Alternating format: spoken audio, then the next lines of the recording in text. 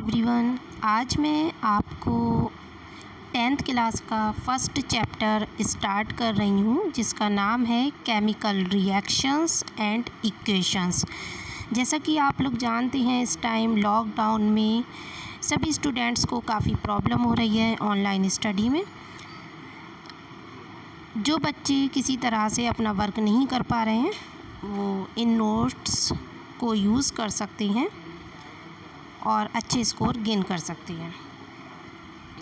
आपके इस first chapter में जो मैंने आज पहली हेडिंग आपके लिए तैयार की है वो है आपकी रासायनिक अभिक्रियाएं।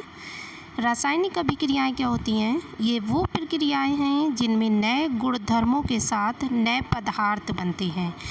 इट मीन्स रासायनिक अभिक्रियाएं, रासायनिक यानी कि केमिकल, तो कुछ ऐसी रिएक्शंस जिनको जब हम कुछ ऐसी तरह से, ये प्रक्रियाएं ऐसी हैं जिनमें क्या होता है, नए पदार्थ बनते हैं, यानी कि कुछ नया बनता है। दूध से दही बनना, आपने दूध को फ्रिज में रखा, आपको क्या मिल गया? दही मिल गया। यानी कि पहले वो दूध था, अब क्या बन गया?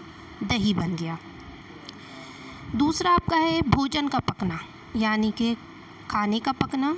सब्ज़ी हमेशा कच्ची ही होती है, जब हम पकाते हैं तो वो अलग तरह से हो जाती है।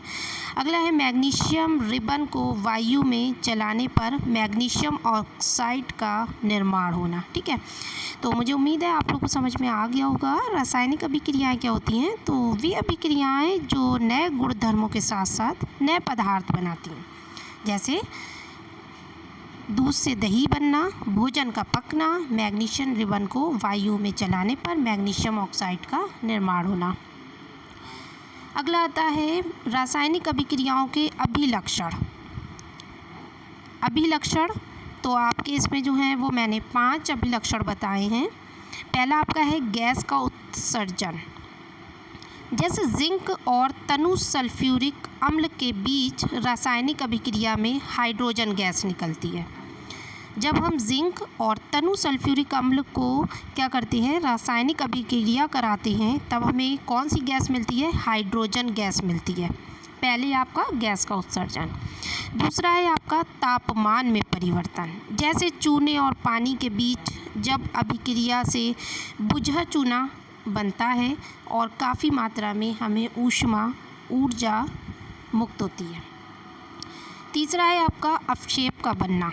लेड नाइट्रेट, पोटेशियम आयोडाइड के बीच रासायनिक अभिक्रिया से लेड आपका क्या बनता है? लेड आयोडाइड के पीले अपक्षेप बन जाते हैं। चौथी प्रॉपर्टी है अवस्था में परिवर्तन। कार्बन मोनोऑक्साइड गैस तथा हाइड्रोजन गैस की अभिक्रिया से मेथेनॉल बनता है, यानी कि द्रव बनता है। और रंग में परिवर्तन, लोहे को जंग लगना। लोहा एकदम आपने देखा होगा कैसा होता है, लेकिन उसके बाद जब जंग लगता है तो वो चेंज हो जाता है। फिर आती है आपने रासायनिक अभिक्रियाएं पढ़ी, अब हम पढ़ेंगे रासायनिक समीकरण। किसी रासायनिक अभिक्रिया का प्रतीकों और सूत्रों द्वारा निरूपण रासायनिक समीकरण कहलाता है, यानी कि कुछ हम उसमें सिंबल्स यूज़ करें। जैसे मैग्नीशियम रिबन को वायु में जलाते हैं तो हमें मैग्नीशियम ऑक्साइड मिलता है। अभिकारक और उत्पाद, जो पदार्थ रासायनिक अभिक्रिया में भाग लेते हैं उन्हें हम अभिकारक कहते हैं। और रासायनिक अभिक्रिया के परिणाम स्वरूप जो नए पदार्थ बनते हैं उन्हें हम क्या कहते हैं? उत्पाद कहते हैं। यानी कि जिनसे बन रहा है वो अभिकारक है और जो बना वो उत्पाद है। जैसे मैग्नीशियम और ऑक्सीजन को जब हमने आपस में क्रिया कराई तो हमें क्या मिला? मैग्नीशियम ऑक्साइड मिला।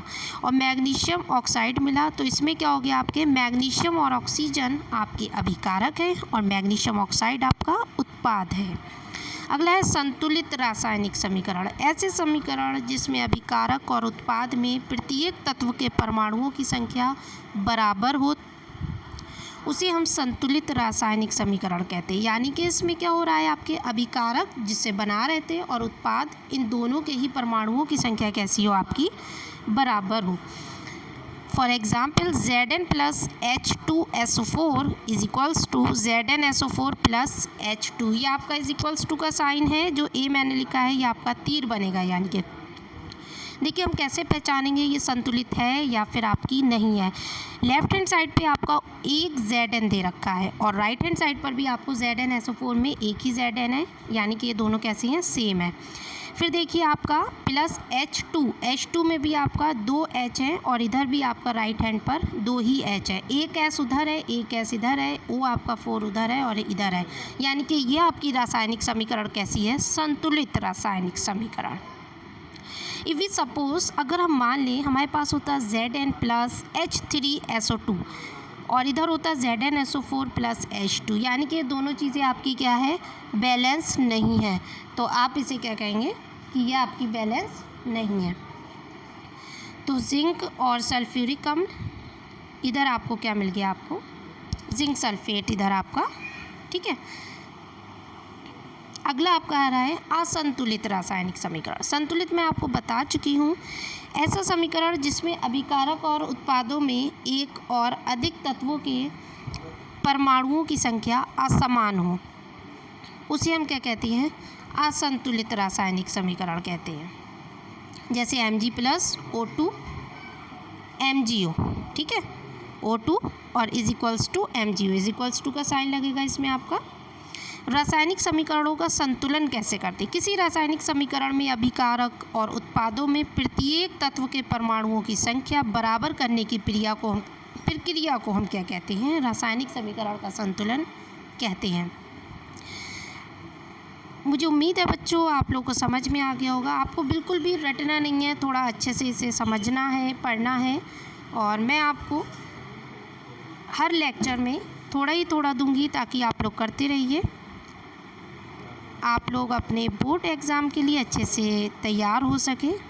कल के लेक्चर में हम आगे इसके बारे में बात करेंगे। Thank you.